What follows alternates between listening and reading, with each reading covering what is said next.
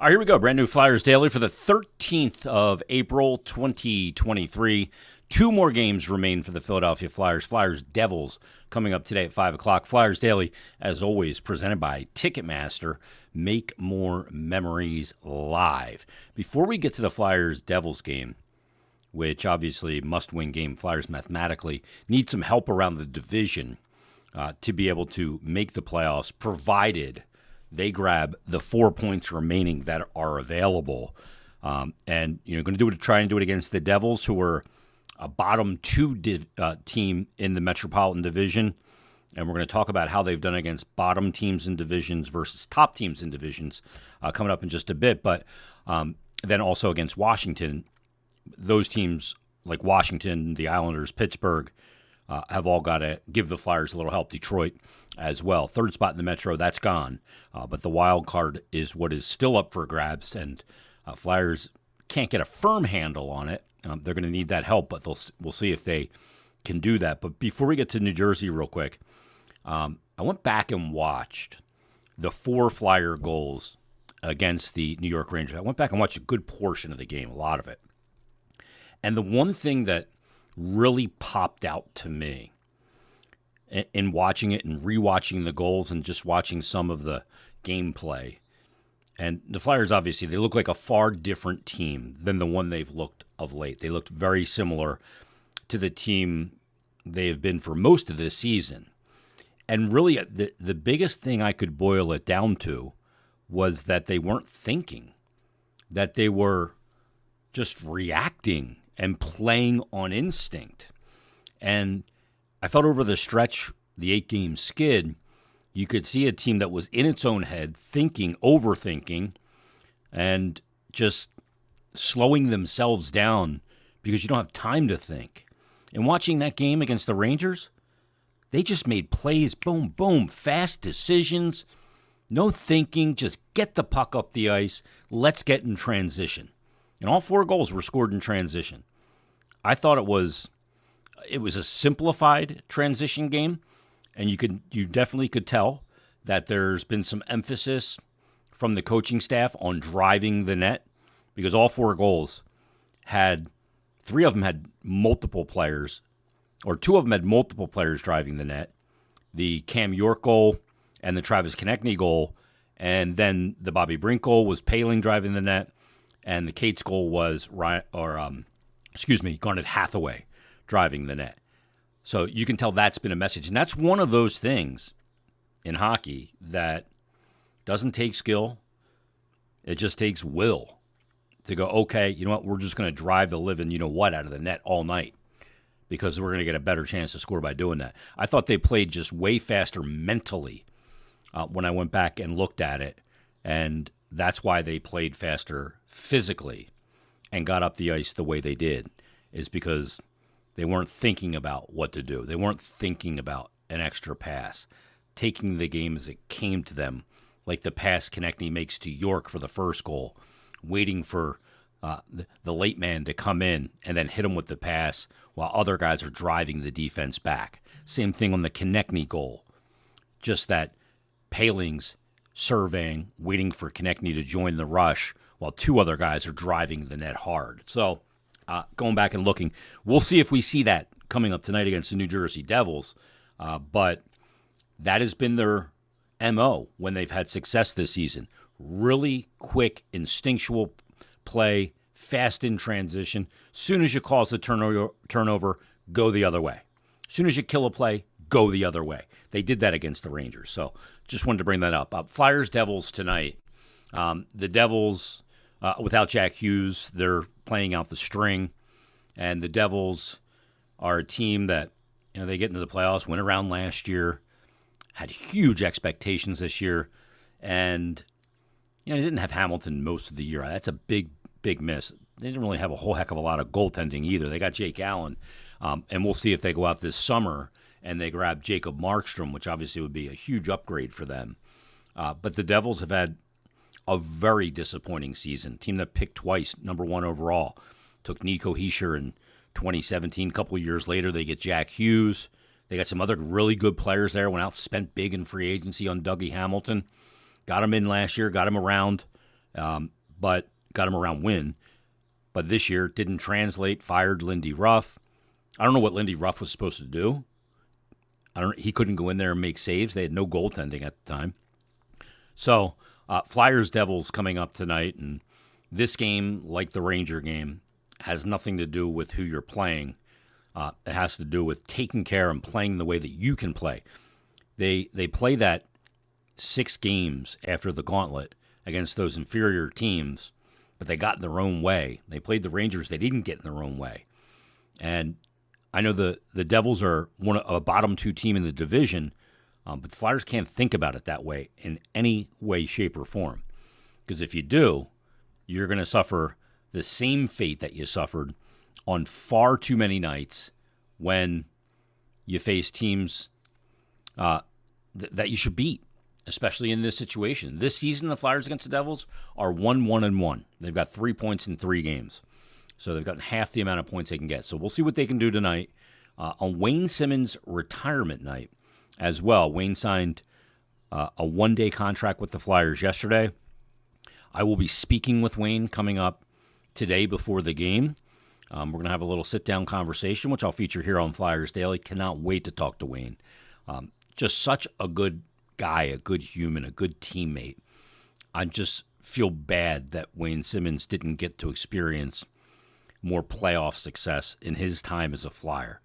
He's one of those guys that was just so easy to root for on and off the ice. Really good guy. So we'll talk to Wayne coming up today, and you'll hear that conversation coming up. So Flyers-Devils tonight. Flyers need the 2 points. There's just I remember early in football seasons when I was doing sports talk radio, and you'd be in week 3 or week 4 of the season, and somebody would call the show and say, "Is this a must-win game?" I'm like, dude, it's the 4th game of the season. It's not must-win yet. They're all important, yes. This is must-win for the Flyers. This could be lose, get even just 1 point, and go home. And it could be curtains after Tuesday night's game against Washington. So they got to go out tonight and take care of business. But what I wanted to get to in this episode before we get to an email or two is I wanted to look at the Flyers' record versus top teams and the record versus bottom teams. I didn't do the middle ground teams, but we talked about it. How is this going to affect the evaluation of the team at the end of the season when you see that I think they're 7-0-1 in the 8 games they've played a team when they were the number 1 team in the NHL. They just have been great against top teams. Against bottom teams, they haven't been as good. So I wanted to break down the actual numbers, the standings numbers, because we're going to have to consider all this and how, like I talked about yesterday, how we weigh the good against the really good teams and how we weigh the bad against the really bad teams in our evaluations coming up after the season, whenever that is. So the teams that I did the record for, I did the top 2 teams right now from every division. So that's Boston and Florida from the Atlantic. It's the Rangers and Carolina from the Metro, Dallas and Winnipeg from the Central, and then we got Vancouver and Edmonton from the Pacific. And then I also pulled the records of the Flyers against Ottawa and Montreal, the bottom 2 teams from the Atlantic, Jersey and Columbus, the bottom 2 teams from the Metro, Arizona and Chicago, bottom 2 teams from the Central, and Anaheim and San Jose, the bottom 2 teams from the Pacific. So let's start with what they've done against the top teams in the NHL. So against Boston, they went 1-2. They got 2 standings points. Against Florida, they've gone 2-1, and they've gotten 4 standings points. Against the Rangers, 1-2-1, 3 standings points. Against the Hurricanes, 1-2-1, 3 standings points. Against Dallas, they went 1-0-1, and they've gotten 3 standings points. Against Winnipeg, 2-0, 4 standings points. Vancouver, 2-0, and Edmonton, 1-1, 2 standings points. So that's overall a record against all the top 2 teams in each division, a record of 11-8-3, and 25 standings points. So that's their record against the top 2 teams in each division total. Now, the bottom 2 teams, they had a 1-2 record versus the Ottawa Senators this year, 2 points. They had a 1-2 record versus Montreal, that's 2 points. They had against the New Jersey Devils, and they obviously play them today. 1-1-1, 3 points. And then the Columbus Blue Jackets, 2-1-1, 5 points. Against the Arizona Coyotes, they went 2-0. Against Chicago, they went 1-1. And then against Anaheim, 1-1, and San Jose, 1-1. So the record against the bottom two teams in each division is 10-9-2 and 22 standings points. Now think about that. Those 3 standings points difference from the 25 you got against the top teams to the 22 you got against the bottom teams. That's the difference. That's why we're sitting here on April 13th, and it's not in their control anymore to get into the NHL postseason. It's the performance against those teams that has hurt them. But why is the record and result so good against the top 2 teams, and it is not against the bottom 2 teams? I just cannot figure out why that's the case. Now, some people would say, and I saw some people reply to a tweet that I put out, that top teams were taking them for granted. I say baloney. Very early in the season, teams knew the Flyers were going to play hard, and they were going to push on you, and they were going to high fly in transition. That takes about a month into the season where teams go, okay, they're better than we thought. That's what that takes. So I say baloney to that. They're a team that put on film exactly how they were going to play. They were going to play with their hair on fire. They were going to play hard. They were going to finish checks. You were going to have to deal with guys like Garnet Hathaway. And they were a team that was going to play incredibly fast in transition and supply good goaltending. So I say that's baloney.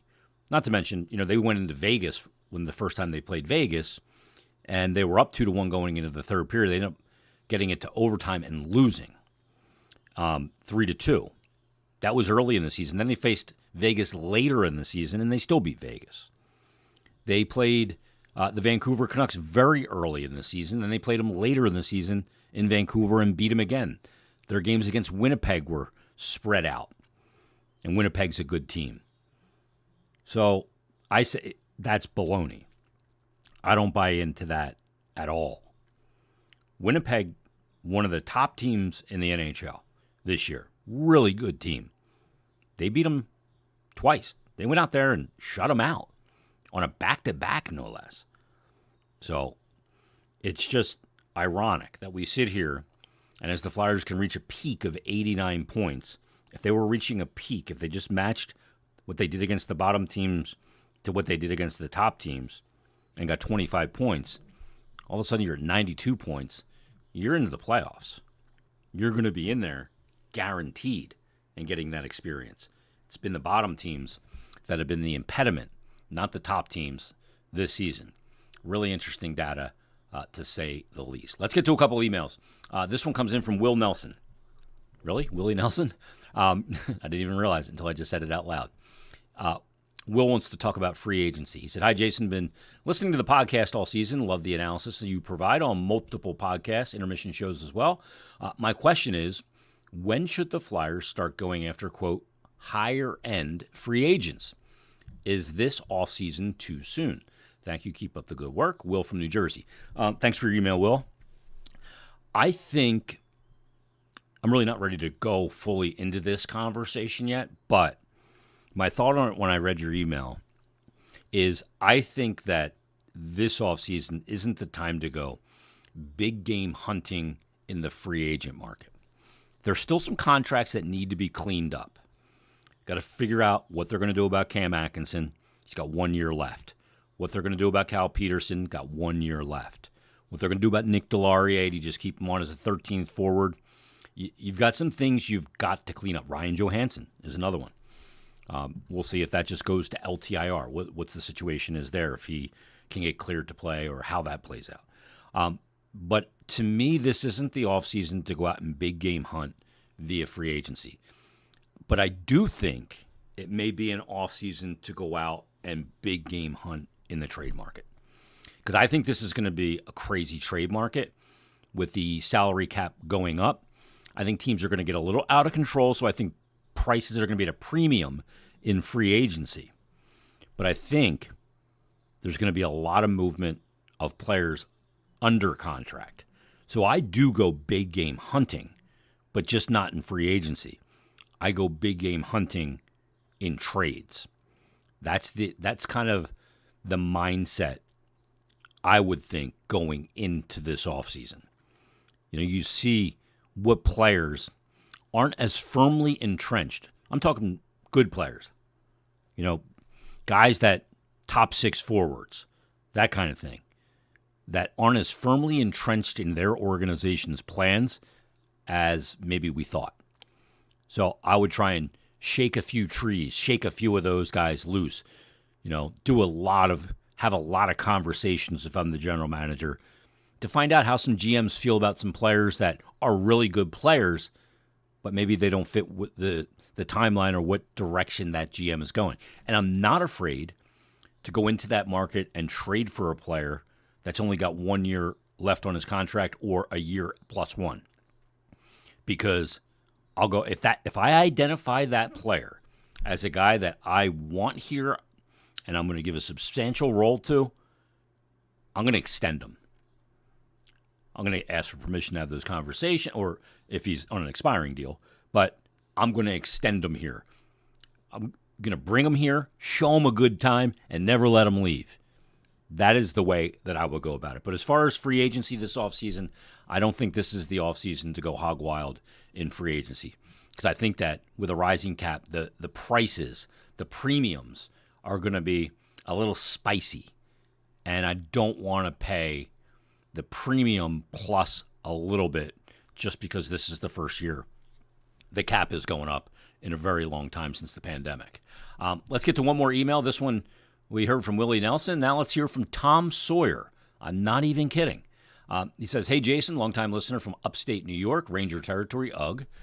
Do you think the Flyers try to upgrade their goaltending with the recent struggles of Sam Ersson? Or do they go into camp with Ersson, Fedotov, and Kolosov competing?" He said, "I have my doubts about Ersson as a legitimate number one goalie. I do think he was thrown into a difficult situation, but he has failed to capitalize. I know it's a rebuild, but do they try to grab a veteran guy on a one-year deal to add stability? By the way, I love your choice of music for the podcast, my exact playlist. Keep up the good work. A tortured Flyer fan who has watched them lose 5 times in the finals.